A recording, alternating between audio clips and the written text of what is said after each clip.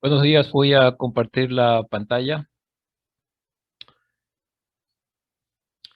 El nombre de la conferencia es Energética 2035 y un poco lo que dice el nombre no es realmente una falta de ortografía, es lo que dice energética, sino lo que pretende es incluir algo muy importante dentro de los sistemas energéticos, que es el clima. Y como la idea de hacer este proyecto, la idea de empezar a juntar los componentes o los ejes y toda la formulación del componente o el eje que tiene que ver con energía, agua y ambiente fue parte trabajada con el doctor Hagen Koch del Potsdam Institute for Climate Impact Research, o PIC. Entonces, con él visionamos este nombre que incluye la letra K, que es con clima. Clima en alemán se escribe con la letra K. Se lee igual, pero se escribe en vez de C, con letra K. Entonces, de allí el nombre de energética con la letra K. ¿De qué se trata energética? Es de asegurar un acceso de energía al gobierno. Es un proyecto nacional, eh, moderna, segura, barata, sostenible para todos los ecuatorianos. Esta dice aquí los avances también, y eso es importante porque ya se dio una primera charla en el mes de octubre dentro del ciclo de las charlas FIEC, y esto constituye todo lo que se ha trabajado desde octubre del año pasado hasta la actualidad.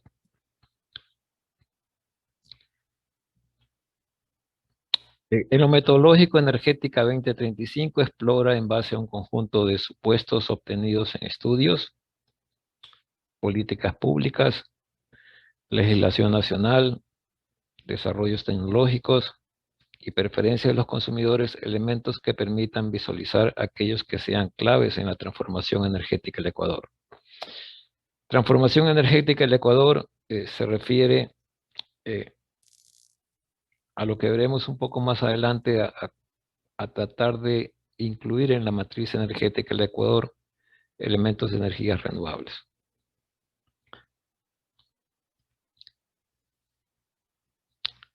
¿Cuál es la motivación para hacer Energética 2035? Que esta transformación energética que nosotros estamos proponiendo trae consigo una redefinición de los sistemas energéticos, porque visualizamos que debería haber un aumento en la participación de energías renovables, debería haber en el lado de la demanda eficiencia energética, debería haber incorporación de nuevas tecnologías para provisión de servicios, y algo que es inherente en todos estos análisis que hacemos en el Sistema Nacional de Transmisión o el Sistema Nacional Interconectado es que se requieren técnicas complejas de análisis, eh, con el resultado final de que el Sistema Nacional de Transmisión sea un sistema más confiable eh, y sea lo más continuo, que quiere decir sin interrupciones en el servicio. Eso es lo que nos motivó a hacer Energética 2035. Y acá un poco quiero mostrarles lo que decía hace un momento de la transformación energética del Ecuador. Esta es la situación del Ecuador. Esta información la estoy tomando de la Agencia Nacional de Regulación y Control, la ARCONEL. El ARCONEL dice que aproximadamente 50% de la producción de energía en el Ecuador es hidráulica. Motores de combustión interna o plantas térmicas es 2465, turbogás 1242, turbovapor 921, importación. Y esto que nosotros lo llamamos renovables, a pesar de que el gobierno en sus cuentas dice que hidráulica también es renovable, son estos porcentajes realmente muy pequeños, unos 55 biomasa, 0,38 eólico, 0,14 fotovoltaico. Entonces el, el objetivo es tratar de modificar esos números y hacer una transformación energética del Ecuador, porque es necesario, bueno, un poco más adelante lo vamos a mirar. ¿Quién hace el Plan Nacional o Plan Maestro de Electricidad? Bueno, el Ministerio. Eso dice la Ley Orgánica del Servicio Público de Energía Eléctrica. publicada en el Registro Oficial 418 de enero del 2015, donde en atribuciones y deberes de la planificación, el 12 y el 13 delega al Ministerio como responsable, y esa palabra es importante, es responsable de la planificación del sector eléctrico, y dispone de elaborar dos planes. Dos planes son los que se hacen en el Ecuador. Un plan maestro de electrificación, que el último que tenemos es del año 2018, y el Plan Nacional de Eficiencia Energética, o llamado también Plan EE, que el último que se tiene elaborado es 2015, con diferentes tipos de contenido. Ambos planes son, el uno es muy sectorial, el Plan Maestro de Electricidad se refiere al sector electricidad, y en cambio el Plan Nacional de Eficiencia Energética se refiere más a la parte de energía en el lado de la demanda. Entonces son dos planes que se complementan, no están duplicados, se complementan,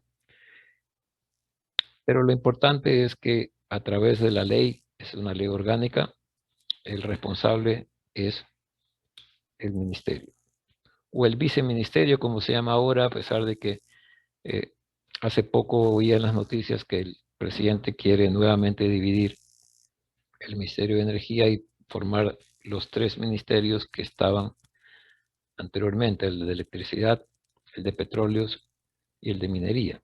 Entonces, por eso digo ministerio, porque probablemente dentro de los próximos años se cambie nuevamente a ministerio, lo que es en este momento, al día que estamos hablando, viceministerio de electricidad. ¿Cómo visualizamos nosotros este tema de hacer un cambio en la matriz energética nacional? Bueno, como ustedes pueden ver, estos son los ejes en los cuales hemos estado trabajando desde el año 2017, y algunos ejes desde un poco antes. Termodinámica aplicada, es decir, cómo visualizamos nosotros los proyectos de biomasa, los proyectos de biocombustibles, algo que recientemente cobró más intensidad en nuestro grupo son las redes inteligentes. La facultad nos ha dado un dinero para contratar una persona que nos está ayudando en este tema de las redes inteligentes. Energía, agua y ambiente es el tercer eje, es algo que lo visualizamos en el año 2017 y 2018, que regresé a Potsdam en Alemania con el doctor Hagen Koch. Entorno construido energéticamente sostenible es como tener el sector residencial, que es un consumidor muy fuerte dentro del lado de la demanda, cómo hacerlo eficiente desde el punto de vista energético. Demanda y suministro. El eje quinto, supervisión, control, protecciones del sistema nacional. Movilidad sostenible. El séptimo, y política pública, mercados y regulaciones. Sobre estos ejes hemos avanzado bastante, diría yo, en el último año. A partir de octubre, que se dio una charla similar, y con los avances desde allá hasta acá, desde octubre del 2020 hasta acá, son los que les voy a contar ahora. Bueno, en termodinámica aplicada nos juntamos con el municipio de Guayaquil y empezamos a pensar en este concepto que se llama ecoparques. Y ecoparques es algo que tiene en mente el municipio de Guayaquil, incluso ya lo tiene visualizado en el sector de Papagayo, en el noroccidente de la ciudad de Guayaquil. Pero antes de poder sacar energía de la basura, ellos visualizan esto que se llama ecoparques.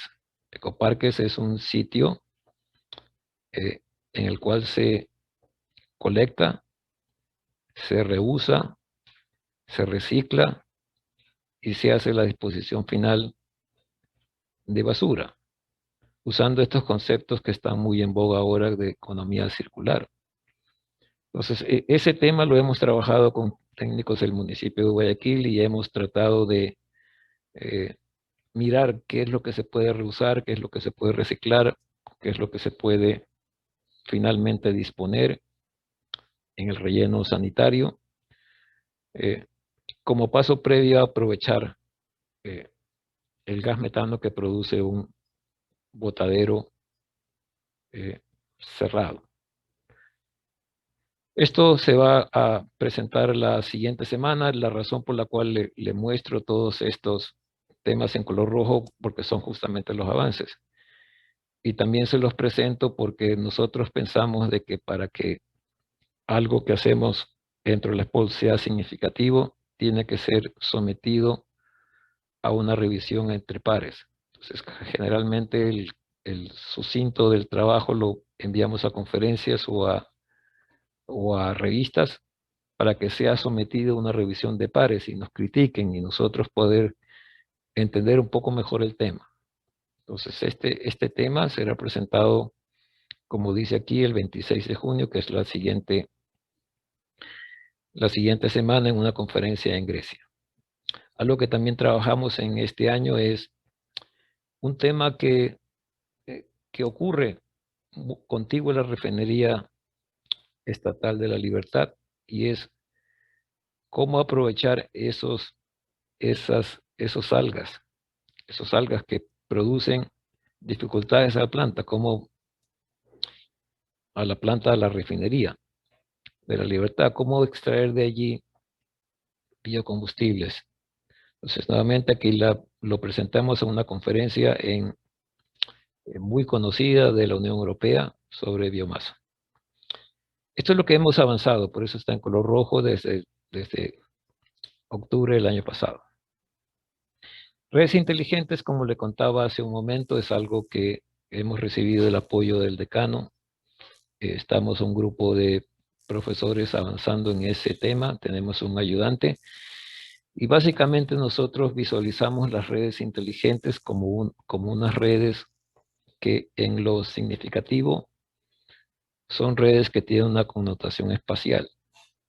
Es decir, hay demanda que no ha sido atendida y que se lo puede atender a través de generación renovable, dispositivos de control y comunicaciones que permitan con los renovables atender esa demanda insatisfecha.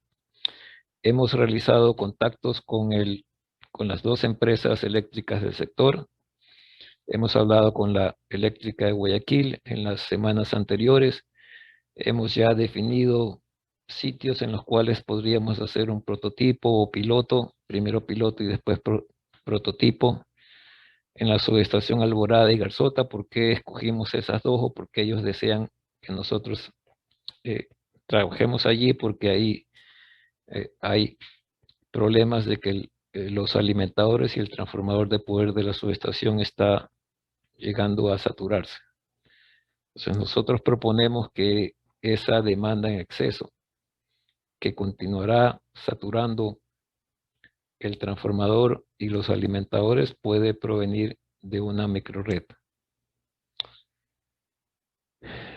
Nos plantearon también hacer algo en el Parque California con un alimentador industrial, entonces estamos en esa etapa justamente. Esta semana tuvimos reuniones con ellos y estamos tratando de definir un piloto o prototipo en el cual esos excesos de demanda puedan ser atendidos a través de una microred. Igual con Guayas Los Ríos nos han propuesto la subestación La Toma y el alimentador Petrillo, que asimismo está con problemas de demanda insatisfecha. Allí tal vez el tema es un poco más crítico porque hay usuarios industriales que ya han decidido por cuenta propia no esperar a inversiones que haga la empresa distribuidora, sino que directamente se fueron al tema de construir su planta eólica para poder atender su consumo. Bueno, en rojo están los avances. Aquí tenemos un fuerte apoyo en la parte espacial del profesor Munier, que es profesor de la Universidad Estatal de Luisiana, que nos ayuda un poco con este tema de hacer los mapas más precisos. Entonces, todos estos artículos fueron presentados desde octubre del año pasado. Y también tenemos una ayuda de los mis ex profesores supervisores en la Universidad de Newcastle en Reino Unido, donde yo me gradué de doctor, y ellos también me han ayudado y hemos seguido trabajando, a pesar de que ya me gradué, seguimos trabajando en estos temas. Energía, agua y ambiente. Como les contaba al inicio de la charla, hemos hablado con el doctor Hagen Koch del Potsdam Institute for Climate Impact Research. Allí el tema es un tema de vulnerabilidad del sector eléctrico como tal a cambios climáticos. ¿Por qué digo esto? Porque al ser nuestra matriz energética mayoritariamente hidroeléctrica y al cristalizarse los nuevos proyectos de Cardenillo y Santiago con 595.6 megavatios Cardenillo y 3.6 gigavatios Santiago, la vulnerabilidad del sistema a variaciones en el clima que se manifiestan después en la hidrología será de considerarlo, será importante. Entonces, ¿cómo visualizamos este componente con el doctor Koch? Decimos que tenemos básicamente 3 tareas que hacer. La primera tarea es configurar, calibrar y validar modelos que integren procesos hidrológicos, gestión del agua, incluidos los embalses, y generación hidroeléctrica para todas las cuencas hidrográficas ecuatorianas donde se sitúe al menos una central hidroeléctrica con capacidad instalada igual o superior a 10 megavatios. Eso en lo metodológico, en lo conceptual. Tenemos que modelar. Para ese modelo, el PIC, que es el nombre abreviado que tiene el Instituto de Investigación del Dr. Koch, ha elaborado un modelo que se llama SWIM, que es un modelo integrado de suelo y agua, y hemos avanzado ya en el sentido de que hemos definido las cuencas hidrográficas en las cuales vamos a trabajar. Y de ellas 4 pertenecen a la cuenca del Pacífico y las otras 3 pertenecen a la cuenca del Amazonas. Una vez que creemos un modelo que nos relaciona el proceso hidrológico con la gestión del agua y la generación hidroeléctrica, tenemos que irnos a una tarea 2, en la cual incorporamos el clima como datos adicionales, para lo cual también hemos explorado fuentes de datos como el WACH, como el EWEMBI, que son datos que existen a nivel nacional con una cuadrícula interesante que nos va a permitir incluir esa tercera variable de la tarea 1, que era esencialmente agua-energía, hacer el vínculo de energía, agua y ambiente, o ambiente, agua, energía, que es la secuencia correcta. Una vez que hemos incluido todos estos datos de hidrología, generación hidroeléctrica y del clima, pasaremos al tema importante que es elaborar las rutas climáticas representativas hacia el año 2100, que es tal vez la conclusión del trabajo y sobre lo cual hemos conversado mucho cada vez que yo estoy por allá, visitando a mi hijo que estudia en Alemania. Siempre lo paso a visitar al doctor Koch y seguimos afinando un poco más el proyecto de las rutas climáticas representativas. Bueno, entonces esto es en lo que tiene que ver con energía, agua y ambiente, los avances. Un poco estos son los trabajos que hemos hecho. Ustedes ven generalmente el nombre de Juan Plazarte aquí. Juan Plazarte es técnico de Transelectric y él ha servido como tutor en los programas de graduación en los cuales yo he sido el tutor por parte de la SPOL. Entonces usted ve el nombre de Juan Plazarte en todos esos trabajos. Y ahora último, en los últimos trabajos ya un poco hemos establecido ya un nicho propio. Estamos modelando al sistema nacional como una red semántica.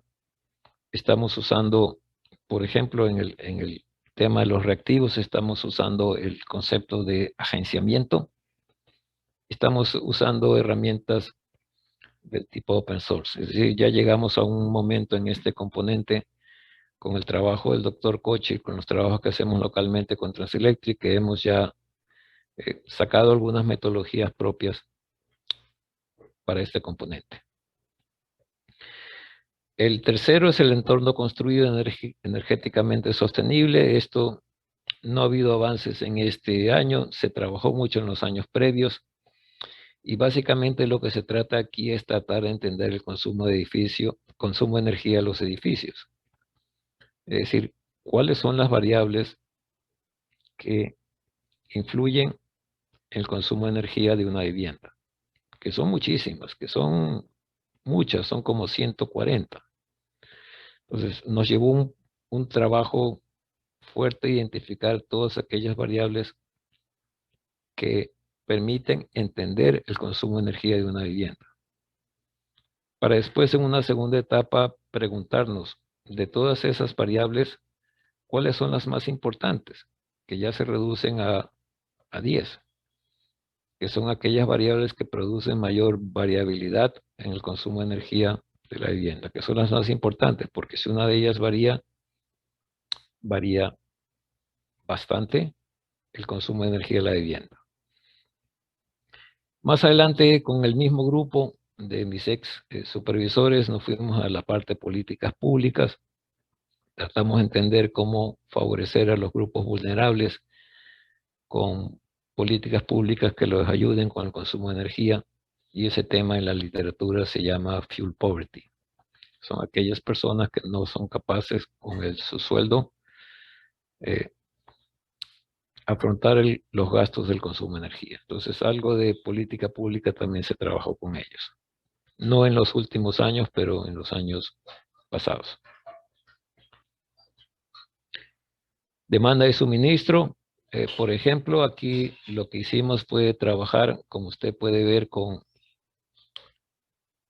Juan Plazarte también, con el colega Iván Endara. Tratamos de visualizar métodos que nos permitan, ya dentro de una distribuidora, ejercer algunas acciones de eficiencia energética, como el desplazamiento de la demanda, y que eso va a tener importancia en el envejecimiento de los transformadores de distribución.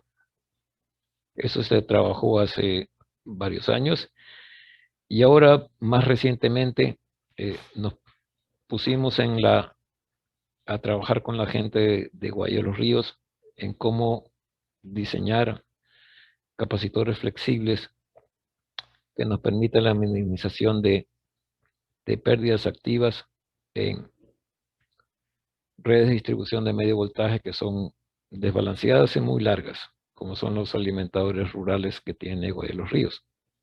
Ahí trabajamos con un alimento que se llama piñal. Y nuevamente acá, como dice el número 1, de acá hemos también ejercitado unas nuevas técnicas que se llaman Digital Twins, que lo que hace es hacer un espejo del sistema para a partir de allí sacar, hacer identificación de parámetros en base a mediciones fuera de línea. Entonces utilizamos este concepto de Twin Mirroring o Digital Twin Mirroring. Es un espejo, es una simulación mediante espejo de cómo funciona el sistema, un modelado de carga usando medidas fuera de línea.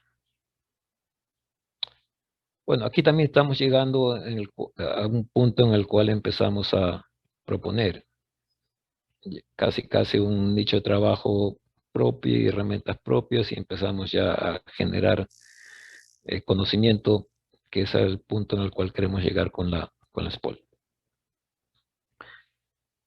En el tema de supervisión, control y protecciones, aquí Trabajamos con Termopichincha, una central térmica. Trabajamos con los técnicos del SENACE, el doctor Cepeda, el ingeniero Walter Vargas, en la identificación de los parámetros de los sistemas de regulación. Trabajamos también en Marcel Aniado, con un grupo de técnicos que trabaja allá. Y la razón de todo este componente es tratar de entender con BABA también. BABA es un proyecto de multipropósito. Cómo variaciones en la carga del sistema nacional harían que todas estas centrales funcionen de mejor manera. Por supuesto que en las centrales térmicas lo que nos interesa mayoritariamente es el combustible, que es lo más caro en una central térmica y por lo tanto tenemos que optimizarlo. Eso lo hicimos básicamente con el ingeniero Mancero y los técnicos de Termopichincha Quevedo 2. Movilidad sostenible, nuevamente con el colega, el ingeniero Iván Endara. Hicimos el diseño y localización de estaciones de carga rápida para vehículos híbridos. Ahí identificamos un caso de estudio en la vía San Borondón y empezamos a preguntarnos cómo esas estaciones de carga rápida, ya que hay demanda en ese sector, eventualmente sí o no tiene afectaciones a la red de distribución. Y finalmente, el último componente tiene que ver con política pública, mercados y regulaciones. Como les decía hace un momento, empezamos a preguntarnos para el sector residencial cómo hacer políticas públicas que nos permitan resolver, primero encontrarlos y después resolver la situación de usuarios o personas que se encuentran en hogares que se encuentran en situación de pobreza. Es decir, que no pueden atender el pago de su planilla eléctrica. No ganan lo suficiente para pagarla. ¿Cómo puede hacer el municipio medidas para que baje ese consumo de energía y que él lo pueda pagar? Y poder hacer que esas medidas se trasladen a través del tiempo en su planilla de electricidad. Bueno, ahora voy a hablar de dos temas que son los que, por asunto del tiempo, son los que puedo conversarles. No puedo conversar de todos los ejes porque me llevaría mucho tiempo.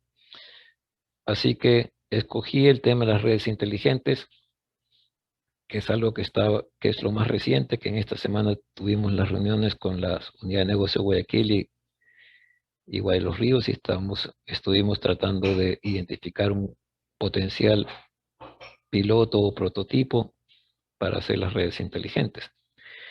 Y aquí, como hemos empezado la investigación, nos hemos encontrado con los conceptos de ciudades inteligentes y nosotros dijimos no queremos ir a una ciudad inteligente, queremos ir más bien al concepto de un observatorio de energía urbana. Ciudades inteligentes tienen una connotación muy sectorial que tiene que ver con procesos particulares, con pequeñas áreas geográficas o sectores específicos. Si nosotros no queremos eso, queremos mirar el tema de la energía.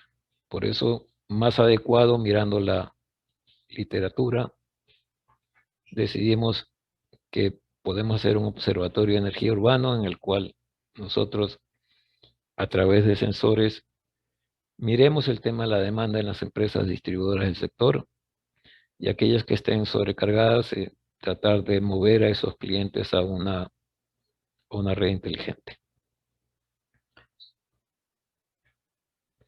Estas son las preguntas de investigación. Esto nos cuestionamos en el mes de mayo, que empezamos con nuestro ayudante y formalmente a trabajar en el Observatorio de Energía Urbana. ¿Cómo vinculamos datos en múltiples escalas? Son todos esos cuestionamientos que nos sirven para después, en base a estas preguntas, hacer la metodología, tener los resultados y después concluir. Porque la conclusión sería la respuesta a todas estas preguntas de investigación. ¿Cuáles son los objetivos que pensamos tener para final del año? Desarrollar una línea base de información para intervenciones, crear un seguimiento urbano sostenible de apoyo a la planificación local, fortalecer la capacidad local para el desarrollo de indicadores urbanos, promover una cultura de seguimiento, fomentar nuevos negocios, facilitar la intersectorialidad y el análisis multiescala en el seguimiento de la investigación del Observatorio Urbano de la Energía. ¿Qué hemos hecho para llegar al punto en el cual estamos? Bueno, en años anteriores colaboramos con el municipio de Guayaquil. Como yo les decía, este tema de las redes inteligentes o microredes inteligentes es un tema básicamente espacial. Y estos temas espaciales en el municipio de Guayaquil tenemos una larga trayectoria de ayudarlos. Ocurre que ellos requieren hacer un plan regulador municipal, que lo dice algo que manda la ley de régimen municipal. Y necesitaban para hacer ese plan un expediente urbano digitalizado. Expediente urbano que por primera vez con nuestra ayuda de ingenieros y estudiantes del EPOL fue digital. Fue un expediente urbano digital que soportó la formulación del plan regulador municipal, que es un requisito de la ley de régimen municipal. Ese expediente urbano tuvo 100 temas, es un tema muy demandante en la búsqueda y sistematización de la información, pero ese lo manda la ley y por primera vez hicieron ellos un expediente urbano digitalizado con ayuda de técnicos de la SPOL y estudiantes de la SPOL. ¿Cuáles son los componentes que tiene un expediente urbano? Región, la ciudad, topografía, geología, clima, catastro, servicios públicos, habitación, trabajo, circulación, cultura física. Bueno, tiene muchos temas, en total 100. Y nosotros nos dimos el trabajo junto con técnicos municipales de tratar de conseguir la información y se generaron este tipo de mapas que son los insumos al plan regulador municipal de Guayaquil. Allí, por ejemplo, están todos los centros de salud, que para nosotros van a ser significativos ahora, porque una de las ideas que estamos barajando en las redes inteligentes es hacer que estos locales de salud con una demanda pequeña que atienden la salud y actualmente son centros en los cuales eventualmente podrían ser centros en los cuales se produce la vacunación contra el COVID-19. Hacía falta identificarlos, dónde estaban y poner sus características. Bueno, ese es uno de los temas, uno de los 100 temas que estudiamos. El tema de educación también, observe todos los puntos. Estas son todas las escuelas, colegios, universidades, fiscales, fiscomisionales y privadas de la ciudad de Guayaquil. Estas son las áreas verdes, también es importante para saber el pulmón que tiene Guayaquil. Este es el norte, este es el sur, esta es la parte trinitaria, esta isla es característica de Trinitaria, este es el sector de Urdesa, sector de Miraflores, esta es la guía de la costa. Iglesias y cultos. Otro tema que nos pareció interesante en el expediente urbano es el tema de accidentes de tránsito. Entonces uno puede ver que la avenida Quito y el tamaño del círculo indica el número de accidentes. Es una de las principales vías en las cuales existen accidentes. Todo eso son insumos para nuestra red inteligente local. ¿Qué más hicimos? Lo ayudamos al municipio. Todo lo anterior fue para la dirección del plan, o de plan como lo llaman ellos. También cooperamos con lo que es el catastro. Ellos tenían un catastro físico, pero no un catastro geométrico, es decir, ellos habían hecho la encuesta predial, pero no lo habían puesto en un sistema de información geográfica, es decir, le faltaba el componente geométrico. Y le faltaba también el vínculo que tenía este componente geométrico o sistema de información geográfica con la base de datos municipal. Entonces esas actualizaciones o ese traslado del catastro físico realizado con la ficha predial, nosotros lo volcamos a un catastro geométrico. Toda la información la digitalizamos para tener un sistema de información geográfica. ¿Qué más hicimos para las empresas de electricidad y telefonía? Usamos una tecnología que era y que sigue siendo muy avanzada, que se llama G-Technology.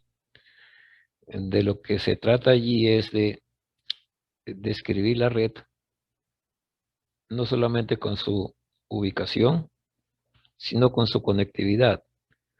Es decir, que cada transformador, por ejemplo, se sepa a qué alimentador de media tensión está conectado y cuál es el circuito secundario que alimenta. Eso se llama conectividad y es uno de los temas que nosotros dijimos es importante hacerlo para la empresa de telefonía y para la empresa de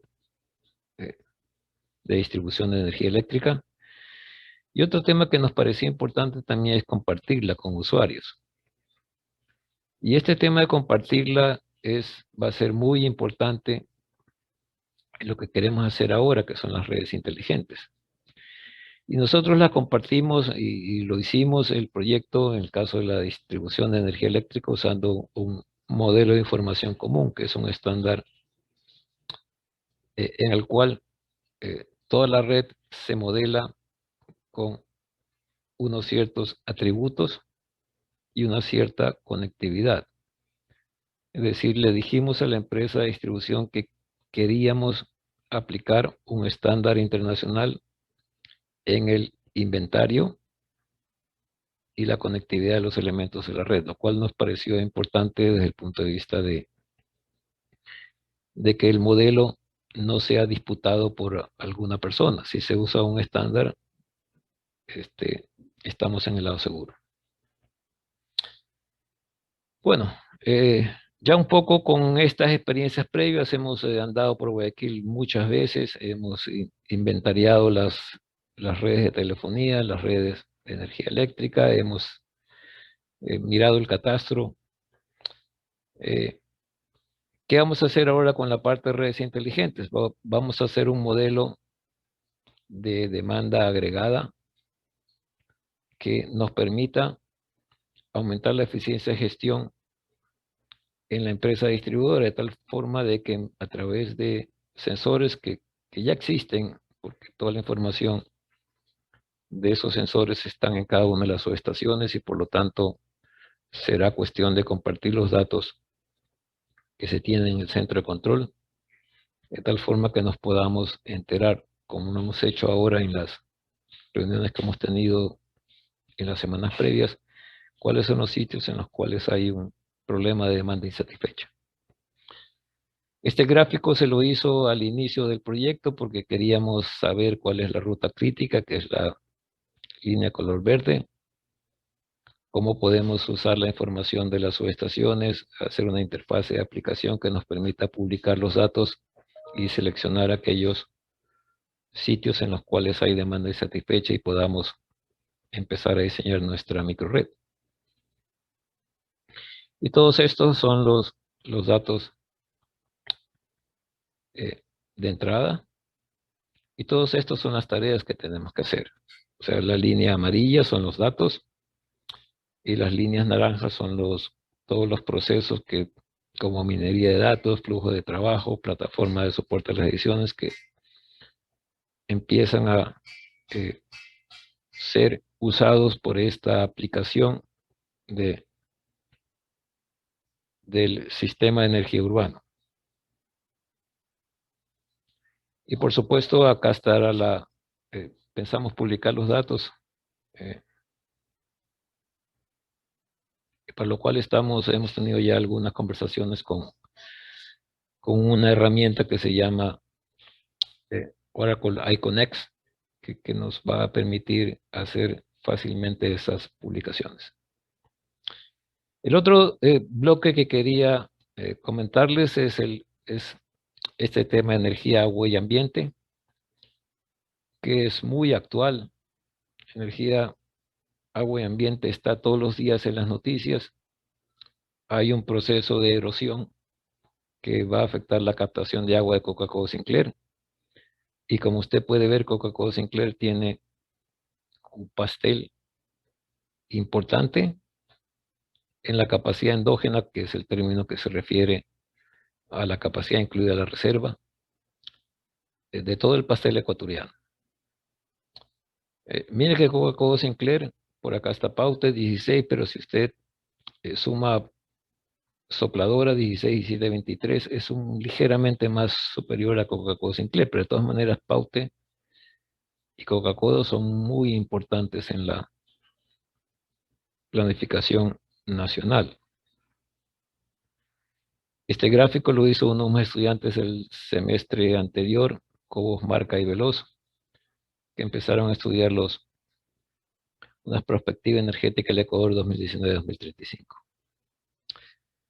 Y esto es uno de los gráficos del trabajo de los estudiantes también, y como usted puede ver, ellos vislumbran que Cardenillo, por ejemplo, que es el color verde, para atender la demanda debería estar disponible en el año 2026. Santiago, que es la otra planta muy grande de 3.600 megavatios, debería estar para atender la demanda en el año 2027. Y como por temas de estabilidad del sistema nacional no se puede ingresar toda la generación, se ha pensado ingresarlo por pasos.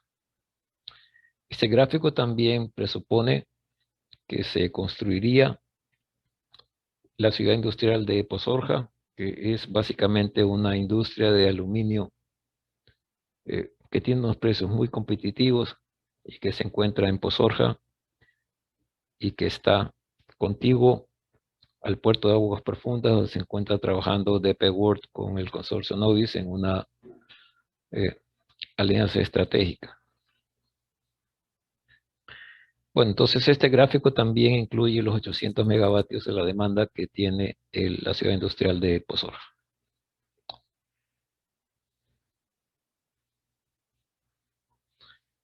Aquí, bueno, imagínese usted qué ocurriría si es que esa sedimentación que se habla en las noticias, esos procesos de erosión, llegan finalmente a impedir la captación de agua en la central Coca-Cola Sinclair. Bueno, al dejar de tener esta, eh, esta central de generación, probablemente en el largo plazo tengamos muchas dificultades. Es por eso que el gobierno ha decidido eh, realizar proyectos renovables.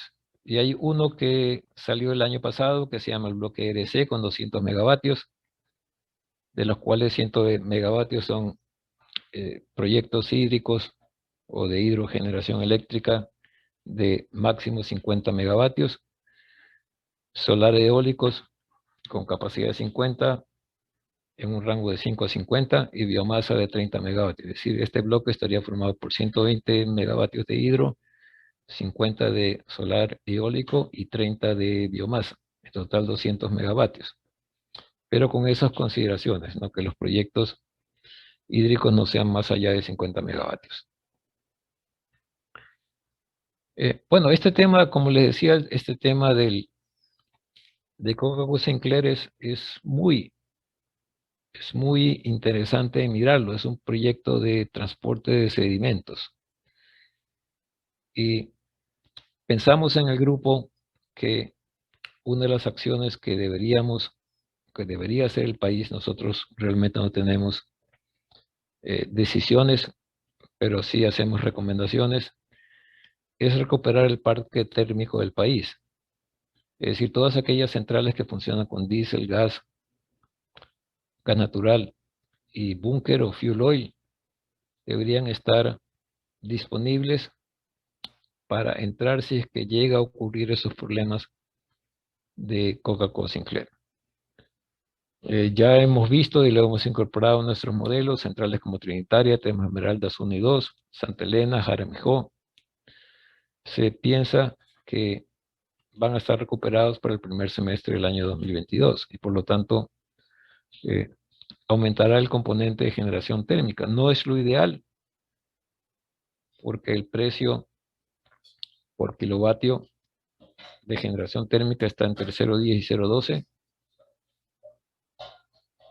o 10 y 12 centavos el kilovatio hora, pero en cambio el de hídrico está en 4 centavos por kilovatio hora. No es lo ideal, pero a falta de que se tenga o que se pueda detener este proceso de erosión regresiva que amenaza no solamente a la captación de proyecto hidroeléctrico Coca-Cola Sinclair, sino que también está amenazando las tuberías del sistema de oleoductos transecuatorianos y el oleoducto Xochufindi Quito, que también se verían afectados por este proceso de erosión. Otras acciones que está pensando el país y que nosotros estamos involucrando en nuestros flujos es el proyecto Toache Pilatón. Se piensa que los 50 megavatios de Ayuriquín estarían disponibles después de 3 meses. Y también estaría, Sarapuyo y Ayuriquín estaría el primer semestre del siguiente año. Sarapuyo tiene 50 megavatios y Ayuriquín tiene 254 megavatios adicionales. Entonces, el gobierno está tratando de con generación térmica, con generación renovable y adelantando los proyectos hidroeléctricos, tratar de... Este tiene una vertiente del Pacífico, por lo tanto es interesante también este Toachi Pilatón. Bueno, ya tenemos las 12:55, creo que me he excedido, me dijeron que la charla era de 20 minutos, pero como son temas apasionantes en los cuales yo estoy haciendo seguimientos, los estudio a diario y los involucro a mis estudiantes de la materia de distribución y la materia de planificación para que se interesen por los temas de la realidad nacional, algunos de ellos muy complicados, pero ese es el Ecuador que les va a tocar vivir a ellos y por lo tanto es el Ecuador que tienen que involucrarse en los temas de planificación y en todos los demás ejes que ya les he comentado en esta sesión. Voy a dejar de compartir la pantalla y inmediatamente quedo a la expectativa de alguna pregunta que pueda tener alguno de los participantes.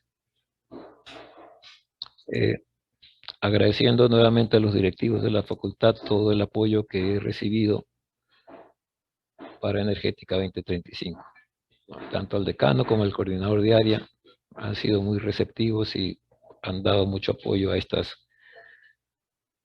temas de planificación nacional. Bueno, ingeniera Santa Cruz, quedo atento a alguna pregunta que tengan los participantes. Gracias, doctor Urquizo. Muchísimas gracias. Muchísimas gracias por su importante conferencia. A continuación, podemos activar el micrófono para hacer alguna pregunta o escribirla en el chat. Muchas gracias. No sé cómo lo manejan, pero podría... Sí, Coralia alzó la mano. Ya, correcto. Entonces puede proceder a hacer la pregunta. Muy buenas tardes. Gracias. Muy buenas tardes.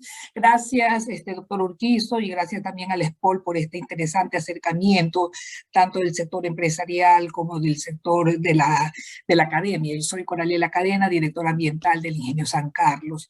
Doctor Urquizo, por favor, ¿me podría contar el actual gobierno cuáles son los planes que ellos tienen en cuanto al crecimiento de la generación en biomasa dentro de su matriz energética, porque había unos condicionantes que ellos hicieron máximo tantos megavatios de energía renovables, y de ese segmento también hacían sus condicionantes de qué porcentaje para fotovoltaicos, qué porcentaje para biomasas. Con los cambios que se están dando actualmente por las acciones del cambio climático, como es la regresión, la erosión regresiva del Coca-Codo, y de pronto la urgencia de apoyar nuevos proyectos de generación renovables como los de biomasa, ¿cuáles son las expectativas del gobierno con respecto al apoyo al desarrollo de este tipo de proyectos? Sí, bueno, gracias, Coralia. No sé si la conozco, pero en todo caso, muchas gracias por su pregunta. Y eso me da a mí la oportunidad para comentarles algo que para mí es muy importante. Efectivamente, el bloque RNC, el bloque de energías renovables no convencionales, los 200 megavatios que habíamos hablado, ellos consideran un valor marginal a biomasa, apenas 30 megavatios, y los proyectos deben ser de 1 a 10 megavatios, como les contaba hace un momento. Eso debe estar adjudicado en agosto del 2021, es decir, en este año. Ahora, como usted bien lo menciona, dado todos esos problemas en los proyectos hidroeléctricos, que para mí hacen necesario estudiar más de cerca el vínculo energía, agua y ambiente, algo más que a mí, el tema de la biomasa también me ha llamado a establecer contactos, y ya tenemos un memorando de entendimiento, un MOU, con una universidad de Alemania, que es la Universidad de Tecnología y Economía de Berlín, con el jefe de ese grupo, que es el doctor Mirko Bartz, y él ha hecho algo que me parece a mí interesante. Ellos han hecho en Costa Rica un catastro nacional de materia que se puede utilizar en generación de electricidad. Ellos ya lo hicieron en Costa Rica. Entonces nosotros empezamos por hacer un convenio de un MOU, y estamos haciendo también una oferta o un proyecto para ser financiado por la DAS alemana, que nos permita estudiar, tal vez como los fondos no sean suficientes en una primera etapa, hacer lo que le estoy contando, hacer una identificación o un catastro de cómo el Ecuador puede sacar un listado o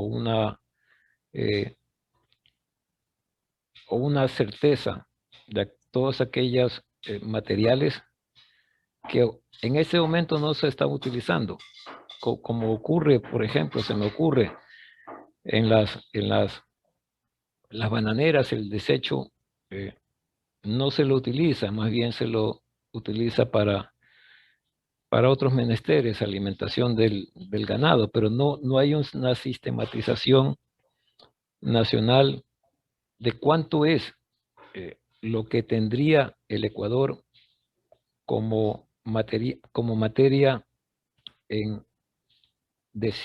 residuos que se puedan convertir en energía. Y eso para mí es importante, eso para mí es fundamental.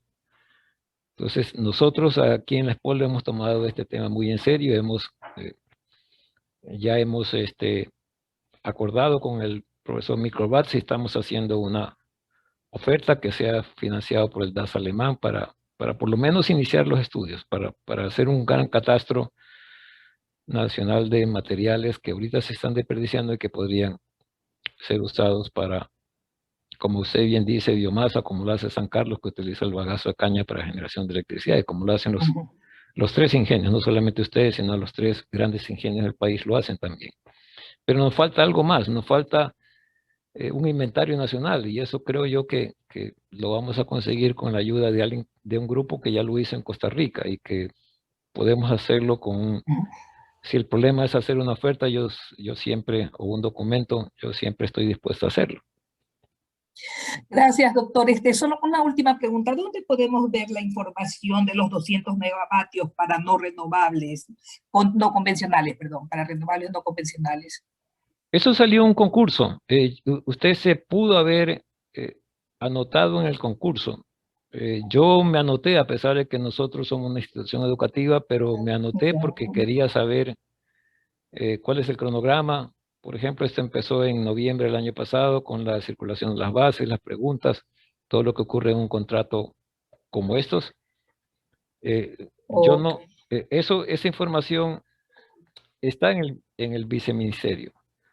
Nada más que yo no la puedo compartir porque yo como receptor de esa información tuve que firmar una cláusula de confidencialidad de que yo solamente la utilizo para fines académicos, porque me la dieron para fines académicos. Pero el ERNC, si usted pregunta en el ministerio, puede saber los componentes, puede saber incluso dónde están ubicados esos proyectos, cuáles son, el área geográfica en particular, y está toda la información.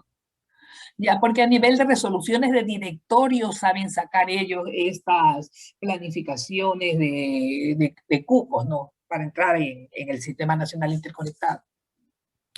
Sí, bueno, ese es un tema de despacho, que es un tema un poco diferente. Lo que yo estoy preocupado en tener disponibilidad, porque usted y yo estamos preocupados con lo que ocurre en Coca-Cola Sinclair.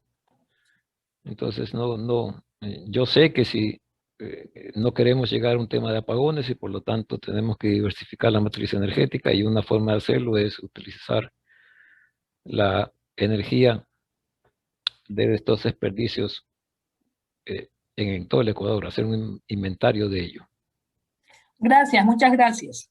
De nada, Coralia. Doctor, tenemos una pregunta en el chat de José Soledispa. Sí. Indica: buenas tardes, gracias por la exposición. ¿De qué manera se puede contribuir en alguno de estos temas de investigación? Sí, bueno, yo, si el señor Soledispa es estudiante, yo lo animo a que se incluya en un programa de graduación. Yo lo hice el programa de graduación en el año 2018. En ese año cogí 20 estudiantes de la carrera de electricidad, 10 en cada semestre, y toqué la puerta de SENACE, Transeléctrica, las empresas de distribución, y les dije: oye, ¿cuáles son tus principal prioridad? ¿Qué es lo que necesitas? Porque si usted va a estas empresas y le dice cuál es tu necesidad, es más fácil que lo ayuden con técnicos y con lo más importante, con los datos, porque la SPOL no es un productor de datos y nosotros no tenemos acceso al centro de control de energía, pero ellos sí. Entonces, poniéndolo de esa forma, si el estudiante Soledispa se anima a anotarse en un programa de graduación, y si el docente establece estos vínculos con los actores claves del sector eléctrico, podría involucrarse en estos temas. Yo lastimosamente dejé de dar el programa de graduación, el único que di fue en el año 2018, y ahora estoy muy ocupado porque estos ejes me demandan gran parte de mi tiempo. Ya el proyecto ha madurado y ya tenemos muchas ocupaciones y obligaciones durante el día. Muchísimas gracias, doctor. Bien, ¿alguna pregunta adicional?